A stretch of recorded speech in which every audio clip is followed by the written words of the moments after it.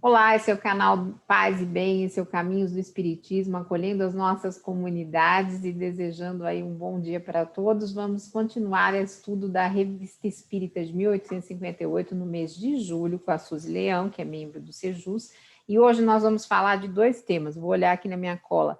Nós vamos falar de lição de caligrafia e fotografia espontânea. Tudo bem, Suzy? Vamos lá? Oi, Carla, tudo bem? Um beijo em todos e todas, sempre, né? Porque a gente, aquela coisa de ninguém solta a mão de ninguém e esse canal precisa se alimentar, né? Precisa tá junto.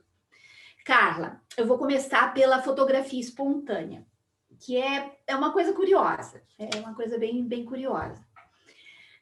A gente, eu até dei uma conferida sobre o que seria um daguerreotipo, que é aquela caixa preta que criava as fotografias numa placa de cobre ou um outro metal barato com uma camadinha de prata. E essas imagens, então, eram muito comuns naquela época. Isso foi inventado no início do século XIX e na época do Kardec ainda existia. E ele cita isso, que essa imagem, essa fotografia espontânea, ela lembrava as fotos desse aparelho, desse daguerreotipo.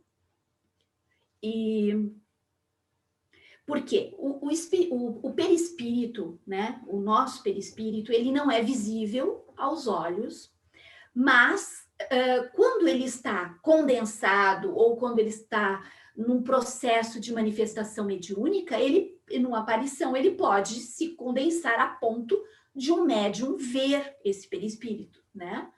Então, o que aconteceu aqui? Isso é uma suposição do Kardec. O Kardec não concluiu, digamos assim, ele não bateu o martelo dizendo, não, foi isso que aconteceu. Ele supõe que a pessoa que teve a sua imagem, que foi o senhor, eu acho que nem anotei o nome dele, não anotei. O senhor, ele estava vivo ainda, estava encarnado ainda, quando ele teve a sua imagem gravada num vidro, que foi dentro desse processo de algum produto químico que passou no vidro e fez com que o negativo da imagem ficasse ali. Não explicou também como é que isso aconteceu. E que tipo de vidro é, uma vidraça, um vidro de alguma mesa, não se sabe. Mas a imagem não aparecia e de uma hora para outra a imagem começou a aparecer. Então, eu acredito assim, que o senhor esse, enquanto encarnado, teve o seu rosto gravado por algum processo químico mesmo, algum processo químico, né? Raios de sol, uma oxidação qualquer, e aquilo ficou ali gravado, e quando passou por algum processo químico extra, aquela imagem apareceu, né? Essa é a explicação que Kardec dá, uma explicação que ele também diz que deixa em aberto, porque ele não sabe exatamente, né, o que aconteceu com isso. Só que o interessante foi que a imagem foi gravada quando a pessoa estava encarnada, aí a pessoa desencarnou, provavelmente algum trabalhador da sociedade espírita, né, que era onde as coisas aconteciam. Essa pessoa desencarnou. Após a sua desencarnação, a imagem começou a ficar visível.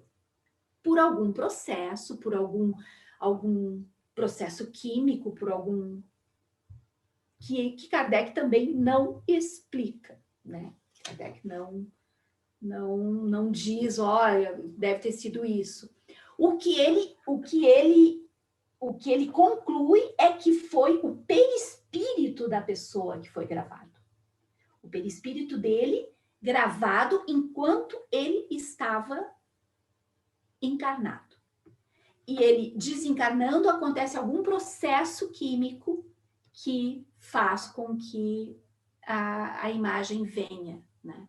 Porque se tivesse sido uma fotografia, digamos, uma imagem do rosto, não teria por que aquela imagem não aparecer desde sempre, né?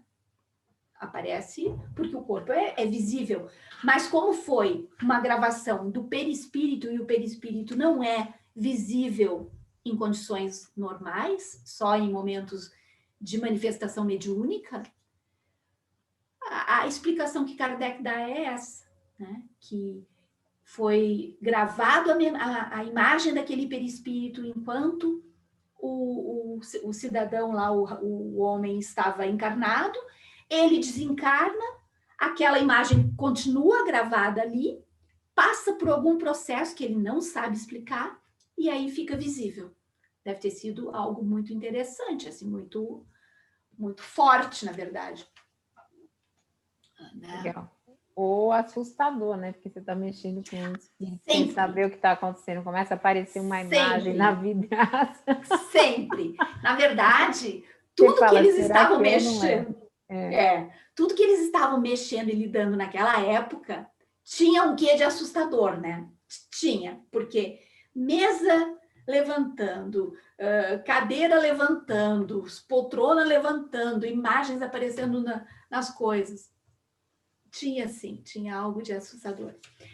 A questão da caligrafia, ele fala a respeito do médium Senhor D, que é um que nós já citamos uma vez, que estava em dúvida a respeito da sua mediunidade, que pede uma mensagem de comprovação, né?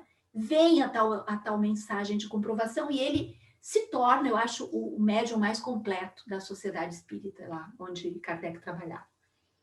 E esse Senhor D, ele tinha uma letra horrível, a letra dele mesmo muito, muito feia, mas quando ele psicografava, ele assumia a caligrafia do espírito.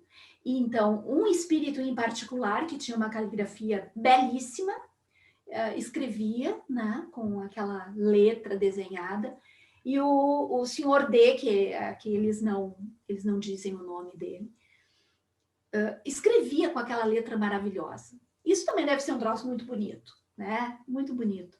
Eu acho que quanto mais ligado, o senhor Bertrand foi o espírito comunicante com a letra bonita. Quanto mais conectado tá o médium ao espírito comunicante, eu acho que é mais fácil o médium conseguir fazer a caligrafia do espírito, né? Comigo acontece exatamente ao contrário. Tu fica com a letra horrível? Fica muito ruim. Às vezes nem eu consigo ler o que está escrito ali. Sim, eu acho que na média é assim que acontece. Na média eu acho que é rápido, então você não sabe o que você está escrevendo. Uhum. Depois, quando você vai ler, às vezes tem umas letras lá que você não consegue nem... Você fica e fica tentando saber o que é aquilo. Sim.